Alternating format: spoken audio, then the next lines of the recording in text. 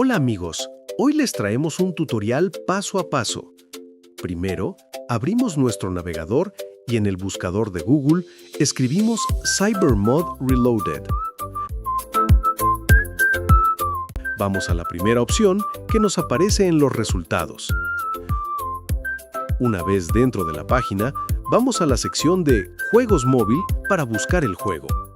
Hacemos clic en la entrada que dice OTR, Offroad Car Driving Game. Dentro de la página del juego, vamos a buscar el enlace de descarga.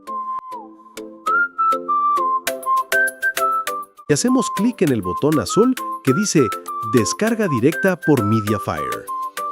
En la nueva ventana, hacemos clic en el botón grande de Download para que comience la descarga.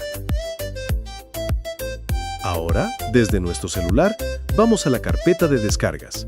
Ahí encontraremos el archivo que acabamos de bajar. Lo seleccionamos y procedemos a instalar la aplicación.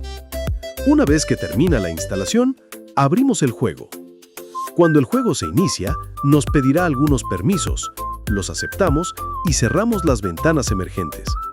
Y así, ya estamos dentro del juego.